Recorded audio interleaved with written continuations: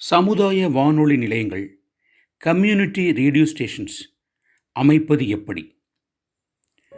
அன்புள்ள மகரந்த மலர்கள் வானொலி நேயர்களே வணக்கம். நான் கவிஞர் சே ஜெயக்குமார். இன்றைய நிகழ்ச்சியில் சிஆர்எஸ் என்று அழைக்கப்படும் சமுதாய வானொலி நிலையங்கள் அமைக்கும் விதம், அவை இயங்கும் விதம், அவற்றின் விதிமுறைகளை நாம் தெளிவாக பார்க்க இருக்கிறோம். வாருங்கள் நிகழ்ச்சிக்கு செல்லலாம். அதற்கு முன்பாக மகரந்த மலர்கள் வழியொலியை தவறாமல் பின்பற்றுங்கள். எல்லா மாவட்டங்களிலுமே ஒரு சமுதாய வானொலி நிலையம் இயங்கிக் கொண்டிருப்பதை இப்போது நாம் பார்க்கிறோம். இந்த காலகட்டம் சமுதாய வானொலிகளின் காலகட்டம் என்று கூட சொல்லலாம். சமுதாய வானொலி நிலையங்களை யார் தொடங்கலாம், என்னென்ன விதிமுறைகள் என்பதை நாம் இப்போது பார்க்கலாம். சமுதாய வானொலி நிலையங்களுக்கான கொள்கை விதிமுறைகள் 2006ஆம் ஆண்டு வகுக்கப்பட்டன. அடுத்து 2017ஆம் ஆண்டு வகுக்கப்பட்டது. 2018ஆம் ஆண்டு மாற்றங்கள் கொண்டு வரப்பட்டது. அண்மையில் 2022ஆம் ஆண்டு சமுதாய வானொலி நிலையங்களுக்கான விதிமுறைகள் திருத்தம் செய்யப்பட்டு அறிவிக்கப்பட்டுள்ளன. சமுதாய வானொலி நிலையங்கள் முதலில் லாபம் ஈட்டாத நிறுவனங்கள், அதாவது லாப நோக்கில் செயல்படும் நிறுவனங்கள் அல்ல. அவை வர்த்தக நிறுவனங்கள் அல்ல. அந்த சமுதாய மக்களுக்கு, அந்த சமூக மக்களுக்கு, அந்த பகுதி மக்களுக்கு சேவை செய்யக்கூடிய ஒரு அமைப்பு. முதல் பாயிண்ட், அவை லாபம் ஈட்டு நோக்கத்துடன் இயங்கக்கூடாது. அதாவது அறக்கட்டளைகள், வேளாண் பல்கலைக்கழகங்கள், பதிவு செய்யப்பட்ட சங்கங்கள், சுய உதவி குழுக்கள், கல்வி நிலையங்கள் சமுதாய வானொலி நிலையங்களை தொடங்கலாம். 3 ஆண்டுகள் அவை தொடர்ச்சியாக சேவை செய்திருக்க வேண்டும். தனிநபர்கள் சமுதாய வானொலி நிலையம் தொடங்க முடியுமா? தனிநபர்கள் சமுதாய வானொலி நிலையம் தொடங்கவே முடியாது. அதே போல அரசியல் கட்சிகள் சமுதாய வானொலி நிலையம் தொடங்க முடியுமா? முடியவே முடியாது. அரசியல் கட்சியில் இருப்பவர்கள், அதோடு தொடர்புடைய குழுக்களில் இருப்பவர்கள் சமுதாய வானொலி நிலையத்தை தொடங்க முடியாது. அதே போல ஒன்றிய அரசு தடை செய்த அமைப்புகளும் சமுதாய வானொலியை தொடங்க முடியாது. அதாவது வன்முறை அமைப்புகள் இருக்கும் இல்லையா, அந்த அமைப்புகளும் சமுதாய வானொலிகளை தொடங்க இயலாது. முதலில் சமுதாய வானொலி நிலையம் தொடங்க வேண்டும் என்று விரும்புபவர்கள் செய்தி ஒலிபரப்புத்துறை அமைச்சகத்தினுடைய இணையதளத்தில் பதிவு செய்ய வேண்டும். 2500 ரூபாய் விண்ணப்ப கட்டணமாக செலுத்த வேண்டும். மனுக்கள் 1 மாதத்தில் பரிசீலிக்கப்பட்டு உரிமம் வழங்க நடவடிக்கை அரசு மேற்கொள்கிறது. முதலில் 10 ஆண்டுகளுக்கு 25,000 ரூபாய் வங்கி செக்யூரிட்டி டெபாசிட் கட்ட வேண்டும். 3 மாதங்கள் ஒளிபரப்பு நிறுத்திவிட்டால் உரிமம் ரத்து செய்யப்படும். சமுதாயத்துக்கு தொடர்புடைய நிகழ்ச்சிகளை ஒளிபரப்ப வேண்டும். சமூகத்தின் தேவைகளை அந்த நிகழ்ச்சிகள் பிரதிபலிக்க வேண்டும். 50% நிகழ்ச்சிகள் உள்ளூர் மக்களின் பங்களிப்பாக இருக்க வேண்டும். மேலும் 50% நிகழ்ச்சிகள் பெண்களின் பங்களிப்பாக இருக்க வேண்டும். சமுதாய வானொலி நிலையங்கள் செய்திகளை ஒளிபரப்பலாமா? சமுதாய வானொலி நிலையங்கள் சிஆர்எஸ் நிச்சயமாக தனிப்பட்ட முறையில் அவை செய்திகளை ஒளிபரப்பக்கூடாது. செய்திகளை ஒளிபரப்ப அவற்றுக்கு அனுமதி இல்லை. ஆனால் சமுதாய வானொலி நிலையங்கள் அகில இந்திய வானொலி நிலையங்களின் செய்தி அறிக்கைகளை அப்படியே ஒளிபரப்ப அனுமதி உள்ளது. ஆல் இந்தியா ரேடியோ செய்தி அறிக்கைகளை தான் அவை ஒளிபரப்பலாம். மேலும் சில நடப்பு நிகழ்ச்சிகளை, செய்திகளை அவை ஒளிபரப்பலாம். அவை என்னென்ன? ஒரு ஊரில் நடக்கக்கூடிய விளையாட்டு நிகழ்ச்சிகளை நேரலையாக சமுதாய வானொலி நிலையங்கள் வழங்கலாம்.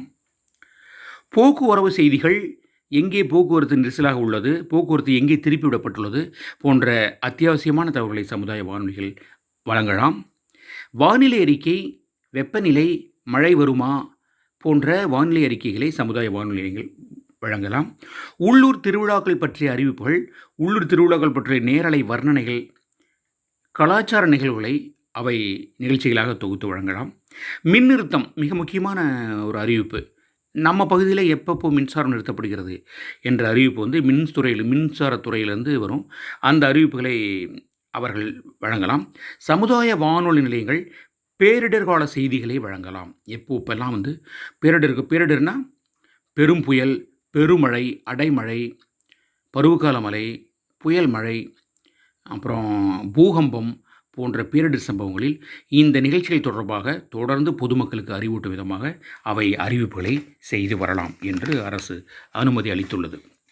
ஆக அந்த சமுதாயத்தின் அந்த மண்ணின் திறமைசாலிகளுக்கு ஒரு வாய்ப்பளித்து, அதாவது மக்களின் குரல்னு சொல்கிறாங்க இல்லையா, அந்த மாதிரி அந்த மக்களின் குரலை ஒளிபரப்பி அங்கீகாரம் பெறும் ஒரு அருமையான சாதனமாகத்தான் சமுதாய வானொலி நிலையங்கள் இயங்குகின்றன.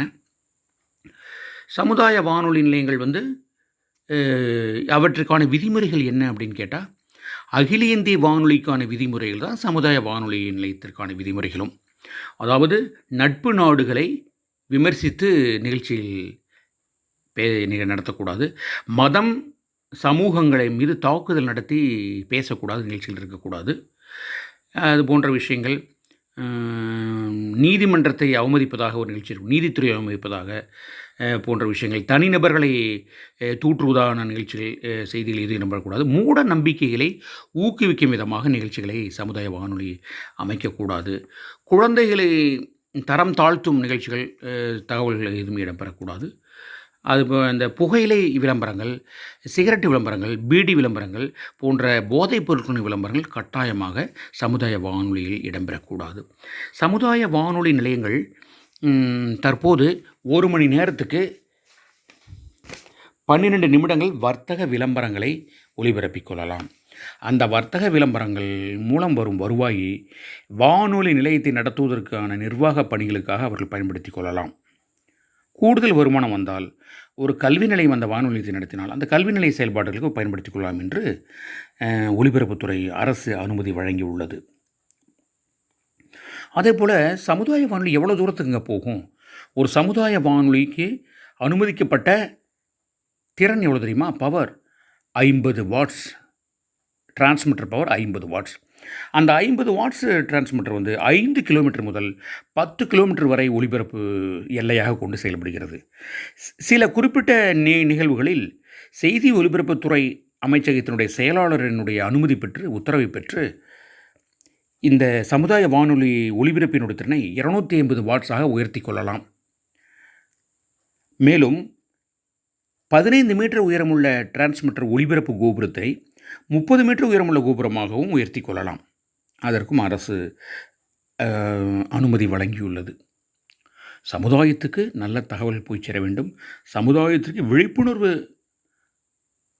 தகவல் போய் சேர வேண்டும், சமுதாயத்துக்கு மாவட்ட நிர்வாகத்தின், மாநில நிர்வாகத்தின், மத்திய அரசு நிர்வாகத்தின் தகவல்கள், திட்டங்கள், நலத்திட்டங்கள், நல உதவிகள் போன்ற தகவல் சேர வேண்டும் என்ற அரிய நோக்கத்தோடு சமுதாய வானொலி நிலையங்கள் செயல்பட வேண்டும் என்று இத்தகைய விதிமுறைகள் நிர்ணயிக்கப்பட்டுள்ளன. சமுதாய வானொலி நிலையங்கள் விதிமீறல் செய்தால் என்னாகும்?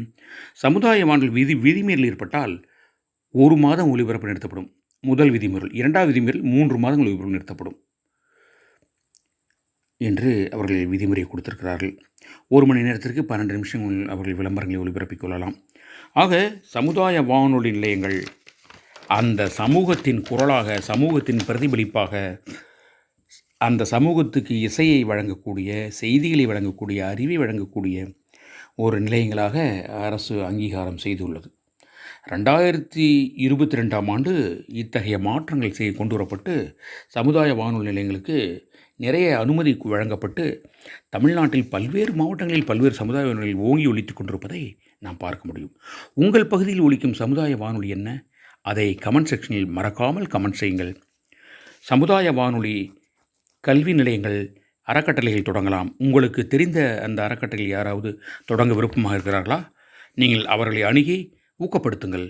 நிறைய சமுதாய வானொலிகள் ஒலிக்கட்டும், நிறைய நேயர்கள் அதன் மூலம் பயன்பெறட்டும். அப்போ நல்ல விஷயம்தானே, நல்ல தகவல் எல்லா திசையிலும் ஒலிக்கட்டும் என்று தெரிவித்துக்கொண்டு இந்த நிகழ்ச்சியை இத்துடன் முடிக்கிறேன். அடுத்த ஒரு நிகழ்ச்சியில் சந்திக்கிறேன். அதுவரை வணக்கம் கூறி விடைபெறுவது உங்கள் அன்பு நண்பன் கவிஞர் சே. ஜெயக்குமார்.